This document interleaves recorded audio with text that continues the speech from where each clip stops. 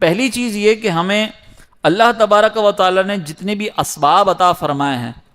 تو اس میں ہمیں کبھی بھی یہ گمان نہیں کرنا چاہیے کہ یہ میرا جو کاروبار ہے یہ کاروبار میری اپنی کسی ٹیکنیک کی وجہ سے چل رہا ہے، میری صلاحیتیں تھیں تو میرا کاروبار جو ہے وہ اتنے آگے تک پہنچ گیا۔ ہمارے یہاں پر بعض موٹیویشنل اسپیکرز جو ہیں وہ جب ترغیب دے رہے ہوتے ہیں نا تو اس میں ایسا لگتا ہے کہ وہ سارا اپنا کمال ذکر کر رہے ہوتے ہیں۔ میں ہر ایک کے بارے میں کسی ایک مخصوص شخصیت کو سامنے رکھ کر تنقید نہیں کر رہا،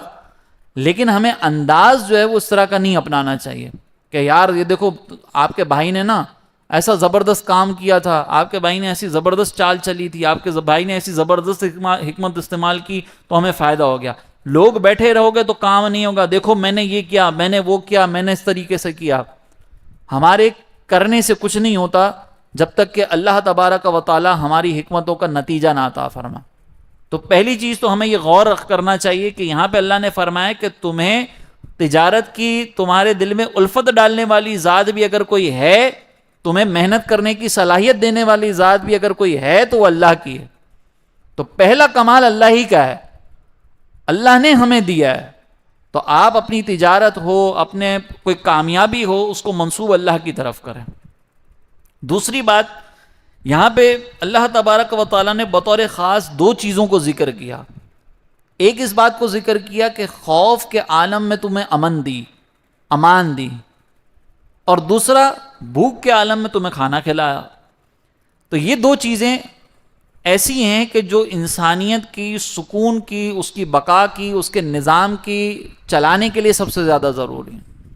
کسی بھی معاشرے کے اندر اگر بھوک کا عالم ہو، ہمارے یہاں پر آپ دیکھ لیں جو لوٹ مار ہوتی ہے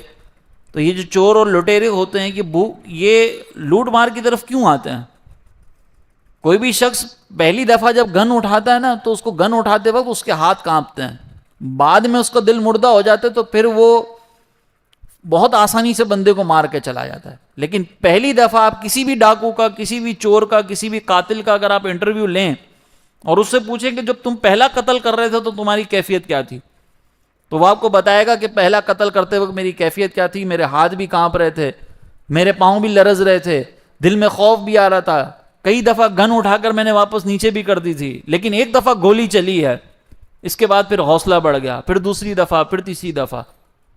تو یہ ڈاکو لٹیرے بنتے کیوں ہیں؟ ٹھیک ہے ان کی اپنی شامات اعمال کا بھی نتیجہ ہوتا ہوگا، لیکن اکثر یہ آپ کو وہاں پر ملیں گے کہ جہاں پر بھوک ہوتی ہے، جہاں پر غربت کا معاملہ ہوتا ہے۔ تو جہاں پر غربت کا معاملہ ہوگا، جہاں پہ امن و امان نہیں ہوگا، وہاں پر آپ کو اس طرح کے معاملات نظر آئیں گے۔ اسی طریقے سے اگر آج مثال کے طور پر ہمیں اگر یہ لوٹ مار مچی ہوئی ہے اور ڈاکو ہمارے ہاتھ میں آ جاتا ہے تو ہماری قوم کیا کرتی ہے؟ ان کے ساتھ جلا دیتی ہے۔ اب وہ یہ نہیں دیکھتی کہ مفتیان کرام کیا فتویٰ دے رہے ہیں، علماء اس کے بارے میں کیا کہہ رہے ہیں کہ زندہ انسان کو اس طریقے سے جلانا، قانون کو ہاتھ میں لینا، اس کا کیا شرعی حکم ہے۔ ان کے سامنے آپ شرعی حکم بیان کریں تو وہ سامنے سے کہہ دیتے کہ ہمیں نہ بتائیں، جب یہ ہمیں مارنے کے لیے آتے ہیں، لوٹنے کے لیے آتے ہیں تو اس وقت تو اب ہمیں شرعی حکم نہیں بیان کرتے۔ تو اس کا مطلب یہ ہے کہ چونکہ امن و امان قائم نہیں ہے، اور امن و امان جب قائم نہیں ہے تو لوگ جیسے ہی ڈاکو ہاتھ میں آتا ہے تو اس کے ظلم، اس کی بربریت کو سامنے رکھ کر فوراً اس کے ساتھ مزید جو ہے وہ اس طرح کا معاملہ کرتے ہیں کہ جو جارحیت والا ہوتا ہے۔ تو اس کا مطلب اگر امن قائم ہو جائے تو اس طرح کے معاملات بھی نہیں ہوں گے۔ تو اللہ نے بطور خاص ان دو چیزوں کے بارے میں ذکر فرمایا کہ خوف کے وقت امن عطا فرمایا اور بھوک کے وقت تمہیں جو ہے وہ کھانا فراہم کیا۔ تو ہمیں اس چیز کی طرف غور کرنا چاہیے کہ ہم اپنے طور پر اپنے معاشرے میں کتنا اس چیز کو ختم کرنے کے سلسلے میں، یعنی خوف اور بھوک کو ختم کرنے کے سلسلے میں اپنا کردار ادا کر سکتے ہیں۔ اگر آج ہم بھی یہ سوچ لیں کہ میرے گھر کے اندر میں اپنی ضروریات پوری کرنے کے بعد، کچھ جائز خواہشات پوری کرنے کے بعد اپنا مال جو ہے وہ اپنے پڑوسیوں میں تقسیم کروں، اپنے علاقے کے غربا میں تقسیم کروں، تو ان کو کسی کرائم کی طرف جانے کی ضرورت نہیں پڑے گی۔ آپ دیکھیں کہ حضرت ہاشم رضی اللہ تعالیٰ عنہ نے جب ترغیب دی تو ان کے قبیلے والوں نے کیا کیا؟ اپنے نفع کے اندر جو وہ غریبوں کو بھی شامل کر لیا کہ آدھا ہمارا آدھا تمہارا۔ جو صلاحیت نہیں رکھتے تھے کاروبار کرنے کی، اب مثال کے طور پر ہمارے علاقے میں ہمیں پتہ ہے کہ کوئی بیوہ خاتون رہتی ہیں اور ہم اپنا ایک بہت اچھا کاروبار کر رہے ہیں، لیکن اس بیوہ خاتون کے گھر میں مال صحیح سے پہنچ نہیں رہا، راشن صحیح سے نہیں پہنچ رہا، اس کے گھر میں فاقے ہو رہے ہیں، اس کے بچے چھوٹے چھوٹے ہیں، وہ بیچاری کمانے کے قابل نہیں ہے، لیکن ہمیں اس کی کوئی پرواہ نہیں ہوتی. ہم کہتے ہیں یار بیچاری پتہ نہیں کیسے گزارا کرتی ہوگی، اور پھر 5,000 کا پیزا ہم سامنے رکھ کر کھا رہے ہوتے ہیں. تو بھائی جی کیسے گزارا کر رہی ہوگی؟ جب آپ کو اس چیز کا احساس ہے کہ وہ کیسے گزارا کر رہی ہوگی، تو آپ کو اگر اللہ نے توفیق دی ہے، اگر آپ بآسانی اس کی کو خدمت کر سکتے ہیں، تو آپ اپنے گھر کی خواتین کے ذریعے اس کے گھر میں بھی مال پہنچا دیں بھائی، اس کے گھر کے حالات معلوم کروا لیں.